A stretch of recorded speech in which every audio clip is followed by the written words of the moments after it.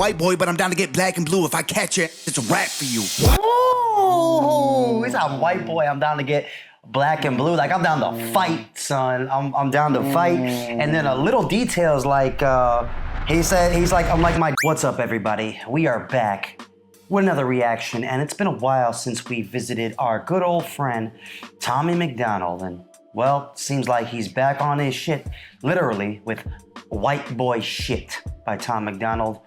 And a bunch of mean-ass looking white boys here, so I'm ready to get into this. Yeah, we've heard him do a track, his OG track, White Boy, which was more from the perspective of, you know, being attacked for being a white boy. And then he did another track with that other dude. What was his name? Adam Calhoun? Adam Calhoun. It was like another white boy type track. I forgot what it was called. But we did a reaction to that one, I'm pretty sure, right? I think so. Okay. But now we got Whiteboy Sh. And I'm curious to see what angle will he be coming at when talking about being a white boy, so. Well, let's get into it. This is Whiteboy Sh by Tom Macdonald. Let's go. White boy sh, got it rattling the trombone, boom. Got it blaring out the windows of the whip, vroom. This that white boy sh, this that 911. White boy sh, got it rattling the trombone, boom. Got it blaring out the windows of the whip, vroom.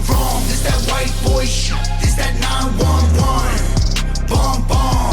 They call me the GOAT, I'm just a regular cracker. I ain't getting any blacker. Born in a wife beater with a middle finger, a lit cigarette, and my face tatted. I don't give a damn, won't give a damn, so most of them panic. There's a white boy in this mother who ain't afraid of getting canceled. Boy, that's me. Boy, that's... Yo. Yo. Yeah, man, he's coming in hard with the no F's given right now. No right? F's given. I'm that white boy who ain't getting canceled.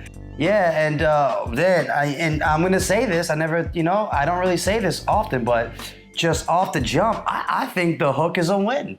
Oh yeah? I think the hook is a win. It's gonna got a little bump. It's gonna hype. It's kind of like that fight music kind of thing. Definitely gonna get white boys jumping, literally. Oh, definitely gonna be an anthem for the white boy mosh pits. White boy mosh pit, white boy community. Yeah, man. He's coming in with a little bit of a, slightly rapid syllable breaking flow, not overwhelming, not on some Tech 9 token shit, but, little spurts of it. And, he's coming in on some like, we're white boys. We don't give a fuck. He's coming in with all the stereotypical tough white boy kind of adjectives or expressions, tats on our face, wife beaters, things of that nature. I like the contrast of I think he said, I'm not your average cracker. I'm just a white boy. I ain't getting any blacker. Right? And what I like about that line is that, like, he's literally just stating a fact. You know what I mean? Like, he's a white boy and he's not getting any blacker.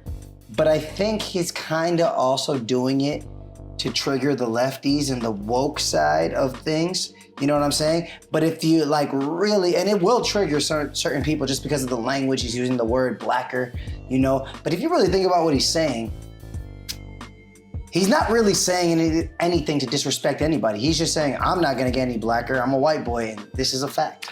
And I also believe that he intentionally said the word cracker because that's supposed to be a derogatory term for white boys.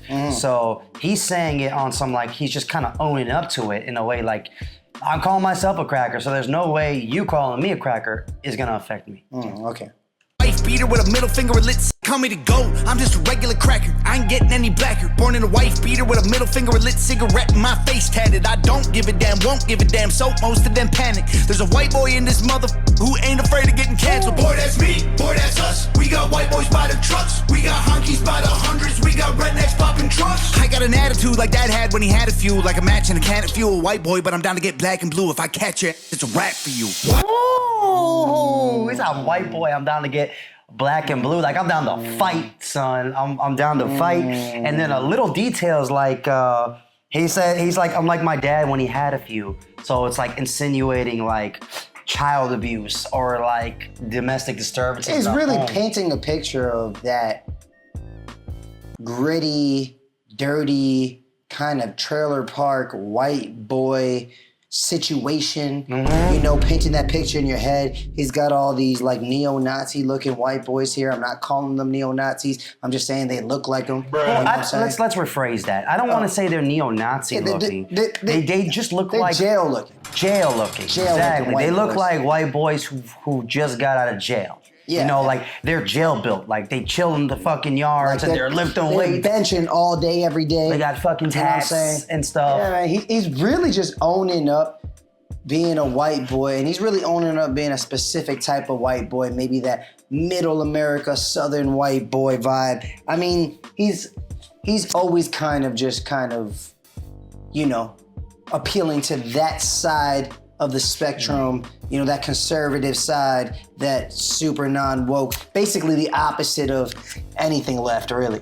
You know and as far as the rapping goes, his technique is increasingly getting more complex. Sharp. So when he started off like with the simple new school flows like dun dun dun dun dun dun dun dun dun dun dun. Now he goes dun dun dun dun dun dun dun dun dun dun dun dun dun dun. Like now he's really starting to chop up them syllables, and he's keeping a consistent rhyme scheme the entire time. Like my dad, when he had a few, I'm white but I ain't afraid to get black and blue. Add-a-ooh, add-a-ooh, add-a-ooh. That was a nice little punchline there. You know what I mean? I'm white, but I ain't afraid to get black and blue. Just, you know, saying I'm white, but I ain't afraid to turn this to a different color, insinuating I ain't afraid to fight, you know, give you a black and blue black eye. But I also really like the little kind of like chant that he had with that flow that was super simple. I could see people yelling that at a concert in the mosh pit. The flow was like, the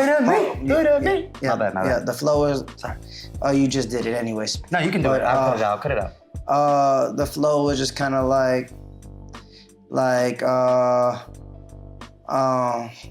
forget it, man. The flow that was like, exactly. It felt like it was meant for like a chant. Exactly. So I kind of like that. You know, he put that in there in between the rapid fire flow, and I think mixed it differently too. Yeah, he did mix it differently. I mean, all he did was he just probably recorded that a couple of times, layered those vocals or those voices on top of each other, and definitely played with a technique in mixing called panning. Panning is when you put your voice either to the left side of the speaker or the right side of the speaker. If you're listening to headphones, left side of the headphones, right side of the headphones. He probably did a simple method where he had one vocal down the middle, maybe two vocals down the middle, and then one on the left, one on the right, creating a chant like as if multiple people are saying it at the same time. So that was nice. We got honkies by the hundreds, we got rednecks popping trunks. I got an attitude like Dad had when he had a few, like a match and a can of fuel. White boy, but I'm down to get black and blue. If I catch it, it's a rap for you. White boy Sh, got it rattling the trunk, bomb bomb. Got it blaring out the windows of the whip, from. This that white boy Sh, this that 911, bomb bomb. They call me the one, I'm just a regular cracker, opposite of Marshall Mathers. I got American flags, I'll never be woke, I'm happy offending the masses. I don't feel afraid, won't be ashamed, dog, you know I'm a savage. This white boy don't care, bro, I'm trying to get canceled. Boy, that's me, boy, That's how trying to get what? Canceled. Yo, White boy don't care, boy, I'm trying to get canceled. Yo, he said, damn. He said, I'm not your regular cracker, opposite of Marshall Mathers. You know, I'm so not woke. I ain't afraid to get canceled, or I'm trying to get canceled. You know, well, in the first verse, he had the same kind of intro with the same flow. Yeah. I'm not your regular cracker. I'm not your average cracker. I'm not your average cracker. And he said, I ain't afraid to get canceled. But this time he says, I'm not your average cracker. I'm trying to get canceled. I'm not Marshall Mathers. You know, and I think that's just a call to, you know, Eminem's been very vocal about his political beliefs, and he's very much on the left and super against, I guess, Donald Trump. And we all know that Tom Macdonald loves Donald Trump, and Donald Trump actually apparently loves Tom Macdonald. So, you know, I mean, we also know that Tom Macdonald was heavily influenced by Eminem, and that'll always be an influence of his. I mean, he made the song, I think, Dear Slim, you know, so we know that. But just because you were inspired by somebody and you respect somebody for their craft doesn't necessarily mean that you align with their political, personal beliefs. So I think that's where we're seeing the disconnect between him and Mr. Marshall Mathers. I also think it doubles as a double message for, I just don't sound like Eminem, you know, because anytime you see a white guy rapping, the default is, oh, look, another Eminem, or like another Eminem lookalike copy wannabe, and he's just basically doubling by saying, you know, you can go the political value route, or you can just go the route that, hey, I'm white, but I ain't Eminem. So that's, yeah. You know I'm a savage. This white boy don't care, bro. I'm trying to get cats. Boy, that's me. Boy, that's us. We got white boys by the trucks. We got honkies by the hundreds. We got rednecks popping trunks. Trying to verbalize it. You ain't ever gonna hurt a giant. Ain't worth the violence. Can't burn what I am. You can hide when I finally find you. I'ma turn you into fertilizer. White boy sh. Got it rattling the trunk. Boom, boom. Got it blaring out the windows of the whip. Vroom, vroom. This that white boy sh. This that 911. Boom, boom. It's that WHITEBOY until I DIE die. It's that white boy sh. It's that white boy sh. I've never seen him do the deep guy voice before. No, I can't, at least from my recollection. Yeah. I mean, you know, this is typical Tom Macdonald format. He usually comes in hard, starting off with the verse, saying something completely controversial to pull you in, as he did with the I'm not getting any blacker, and then usually with the hook, followed by another verse, and then usually after that verse, he goes straight into some sort of bridge, which is what he's doing now. And I bet you after this bridge, he's gonna go in strong. He's probably gonna drop all the instruments and then go in strong with the hook again. If I had to guess based on his track record of how he composes his songs. But I like this bridge here, man. But one, you know what I mean? One observation about what you just said, where he usually just starts off with the verse and then goes into the hooks by saying something crazy. I think he started this one with the verse. That's what I said. No, I mean, my bad. With the chorus. You think he started with the hook? I think he started with the hook, and then he went, at least from what I remember. And then another thing is, as far as the bridge goes, you know, it's a very simple formula that it's been used, but if it's effective, it ain't broke, don't fix it. You know, he's basically just spelled out the name of the song in a way that flowed, that was in the pocket, that could be considered catchy if you can do it with him. And it just works. And on a mixing level. And it rhymed too. And on a mixing level, you know, as you had mentioned, he's doing what we call the deep guy voice. I think that was pretty much created in the South. I think it comes heavily from Texas. You hear it in a lot of old Texas hip hop. You know, basically you just take your voice and you use this plugin or this program setting, for those of you that don't know what a plugin is, right? And you put it on your voice. It's called a pitch shifter, and it can shift your pitch of your voice, the volume, to a level higher or lower. And in this case, he's doing it lower.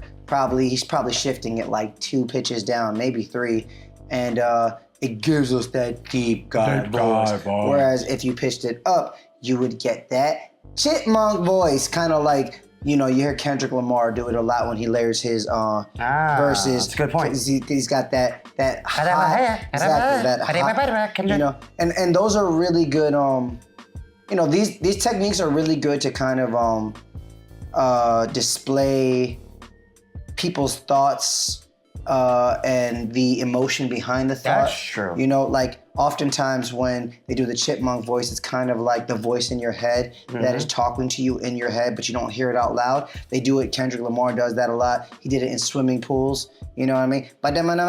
Kendrick. You know what I mean? Stuff like that. I believe the deep guy voice works well with the making the mind believe something's catchy. Well, yeah, that too, it doubles as catchy, but a lot of the times the deep guy voice is also used in a way to draw people in for its catchiness, but sometimes it's used in a negative way, kind of like, you know, the demons in your head kind of voice. I'm not saying it's being used in this way for this song, but a lot of times it is, you know, kind of like when your conscious is talking to you, or when something like your doubts are talking to you, sometimes they use that deep guy voice because it sounds almost like demonic, you know? Yeah. But I think in this in this instance, he's just using it to be catchy, and a good old deep guy voice on a heavy 808 track, always a recipe for catchiness. Now I'm trying to see if your theory is right about bringing the hook in strong, dropping the instruments. So if I'm correct, after this bridge, at some point the instruments are gonna drop, meaning like the beat is just going to go silent, right? Whether it's all the drums, the sample, or the drums and the sample. And then he's gonna come in hard with that white boy shit. Yeah. I'm ready for it. I say it. EBOYSHIT until I die. Ooh, I like that. It's that white boy shit. D-I-E, die. So. It's that white boy shit. It's that WHITEBOYSHIT until I die. It's that white boy shit. Let's see what happens. This that white boy shit. White boy shit. Got it rattling the trunk, boom, boom. Got it blaring out the windows of the whip, vroom, vroom. This that white boy Now shit. you got this is a catchy hook. Yes. You know, low key also, like, they're shooting it in this, like, dingy ass looking motel that. Like Florida shit, right? Shit. Like, you might see in Florida, and, like, you know, an area with all these types of white boys. Got the white boys in the back with the American flag. Fucking, you know, all these fucking Sons of Anarchy looking motherfuckers, right? Yeah, man. That's what I'm getting. Sons of Anarchy type vibes. But, yeah, man. White boy shit. Man. That was a catchy song, man, and with some solid rapping in it. Oh, yeah, some super solid rapping. A lot of good wordplay, double entendres, just basically saying one thing, but that has a double meaning behind it. It's got a few of those. Not a lot of them. Got a few, but it got a few of them, like the black and blue, you know, white but black and blue. I like that one. That was a good one. You know, that was a very good one. Good one. And got some very catchy new school flows, but then gets a little more complex, kind of just to like show that I may be rapping like a new school rapper, but at the same time, I'm ahead of the game than a lot of these guys. You know who does that very well? Who? Joyner Lucas. Joyner Lucas. And speaking of Joyner, he just dropped a new album. Let us know, should we react to it? We're gonna have to do our homework to see if he's oh no, he's independent now. Oh yeah? Yeah, so we might be able to cover it and not deal with that UMG bullshit. Yeah. Anyways, he's completely independent. I just found that out. Anyways, let us know if you want us to react to his new album. It's pretty fire, I heard. Anyways, he's really good at doing what you expressed. You know, coming in with those new school flows with a more modern twist to kind of cast the ear of the modern listener. Yeah. But then showing he's ahead of the game by rapping on different levels. You know what I mean? Especially with the technical flow ability. So, yeah. All right. Well, Tom Macdonald, White Boy Shit.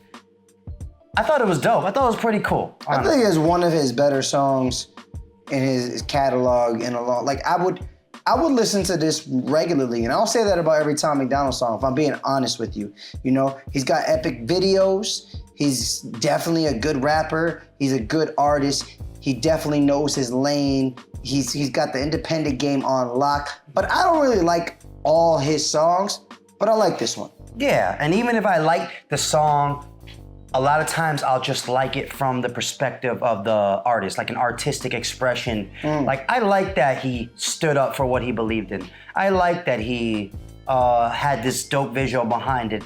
I like that he had this mixing technique. But sometimes, a lot of the songs for me personally, just from my taste in my ear, doesn't have what we call replay value, at least to me, where it's like, would I replay this again on my own time? Would I really actually do that? And that's just me. Maybe for you, you repeat Tom Macdonald all the time. Tomato. You know what I'm saying? But not taking anything away from this guy. We think he's incredible at what he does. Yeah. You know what I mean? So all you hogs out there, you better chill the fuck out. Yeah, because we got a whole Tom Macdonald playlist, which you can check over here. Exactly. Right? Showing how much we fuck with this motherfucker. Yeah. Anyways, that was Tom Macdonald, White Boy Shit. Please like, comment, subscribe. Hit that bell notification. Keeps our videos in rotation. Guys, it's so good to be back. Yes, it's good to be back, and we're working diligently in between all of our crazy house renovations, which if I turn the camera around, it would look like a construction site. Oh, yeah. You know, I'm getting married next month and other news. And other news. But yeah, man. Anyways, I'm Trickster Hooligan. And I'm Jules the Buddha Monk. We are Strawhat Dynasty. Dynasty, your favorite rapping Breaking twins from NYC. NYC. Peace.